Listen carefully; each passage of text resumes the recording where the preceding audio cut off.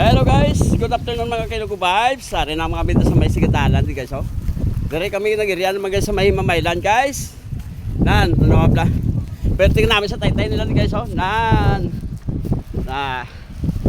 Taong taon namamula sa Bago City guys. Yo nan. Tingnan niyo guys oh, nga ako na sabay sa akong ligya guys. Nan. So sige na guys. Bisan mainit, pagabot ko sa punta guys.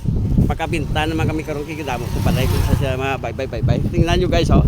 Now, ang ganda guys oh. Nan. Oh na. Ganda ng ilad ng mga baybayo di guys, tay oh. Nan. So wala pa kami kalabot sa mga pamalay guys. May nagpa-shoutout kini ako nya idol. Si Idol Beautiful Babes Brisel. Idol Babes Brisel. Ha? Misel. Oh, okay. Guys, hari na kami di guys, no bla. Nan. Oh, palibot guys oh.